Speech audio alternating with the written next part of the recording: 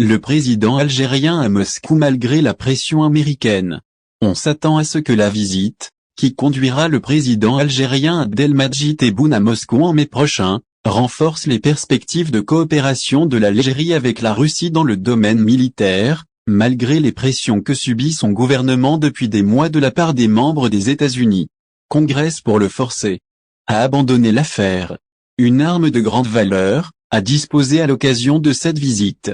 Et un communiqué de la présidence algérienne précise que Tebboune a eu un entretien téléphonique avec son homologue, Vladimir Poutine, président de la Fédération de Russie, au cours duquel ils ont évoqué les relations bilatérales qui lient les deux pays, notamment la perspective de coopération dans le domaine de l'énergie. Soulignant qu'ils ont discuté de la prochaine réunion du Grand Comité mixte algéro-russe, sans préciser quand elle se tiendra, et se sont également mis d'accord sur la visite d'État que le président de la République effectuera en Fédération de Russie en mai prochain. Pour sa part, le ministre russe des Affaires étrangères Lavrov a déclaré aujourd'hui que la Russie et l'Algérie sont partenaires dans le domaine de l'énergie, non pas dans le cadre de l'OPEC+, mais aussi dans le cadre du Forum des pays exportateurs de gaz. Le Kremlin avait indiqué plus tôt, selon Russia Today, que Poutine et son homologue algérien avaient eu une conversation téléphonique, au cours de laquelle ils avaient confirmé leur disponibilité à travailler au format OPEC+, et dans le cadre du Forum des exportateurs de gaz. Il y a quelques mois, officieusement, des informations ont circulé sur une visite du président algérien à Moscou avant la fin de 2022.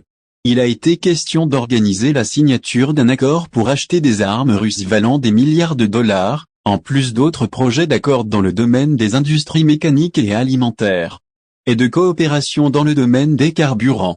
Cependant, aucune partie officielle n'a confirmé cette nouvelle. Et comme la visite n'a pas eu lieu à la date dont il a été question, on a cru qu'elle avait été annulée sous la pression américaine.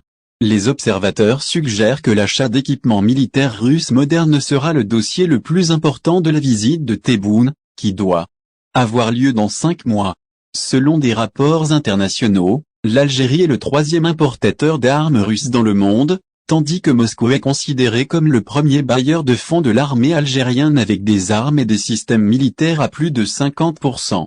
Dans une interview diffusée à la télévision publique le 22 décembre, le président Tebboune a été interrogé sur sa visite prévue à Moscou, sur la base d'une invitation du président Vladimir Poutine datant de 2020, et il a déclaré « J'irai certainement à Moscou ». Ces paroles ont suggéré l'inquiétude de l'Occident concernant les pays qui entretiennent des relations solides avec la Russie et sa menace de leur imposer des sanctions à la lumière de la polarisation imposée par la guerre en Ukraine. Concernant la visite russe, Tebboune a affirmé que la Russie est un pays ami et les États-Unis sont un pays ami. La Chine, l'Inde et les pays de l'Union européenne sont des pays amis. Où est le problème là-dedans? Est-ce parce que tu es un ami que tu peux me dire qu'il ne faut pas aller chez l'autre?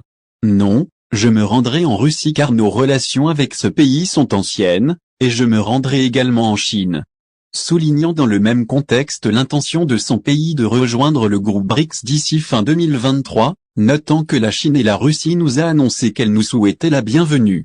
Tebboune était absent du sommet américano-africain, qui s'est tenu à la mi-décembre, et il a promis l'absence, selon les observateurs, l'expression du rejet par l'Algérie des pressions américaines sur les pays du monde, pour prendre parti pour l'Ouest sur la question de l'isolement de la Russie dans le contexte de la crise.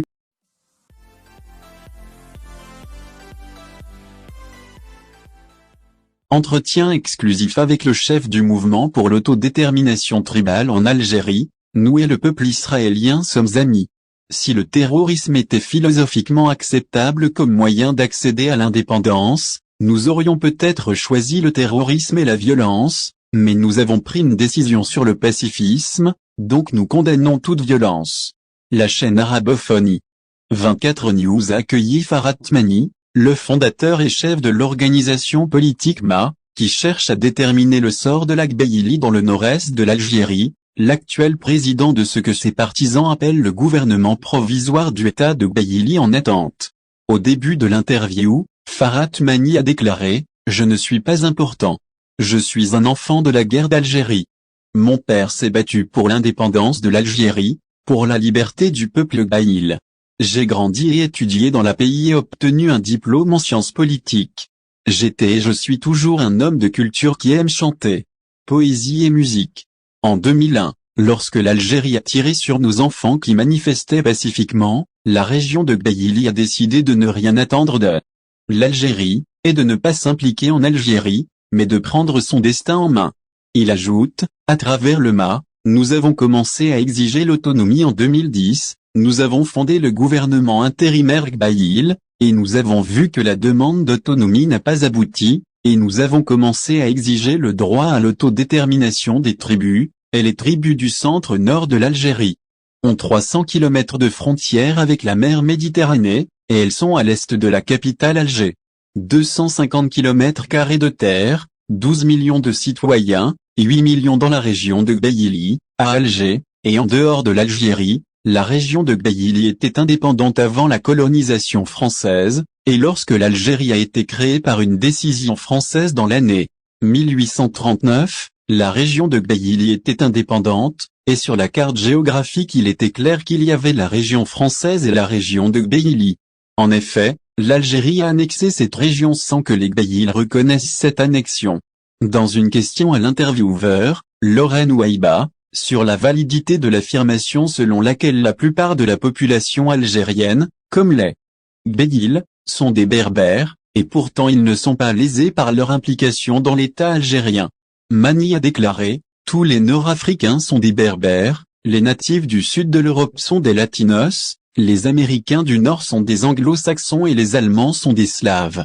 Il y a plusieurs peuples berbères, quand on parle des anglo-saxons, les Norvégiens et les Suédois sont tous des anglo-saxons, mais ce sont des peuples différents, et nous aussi.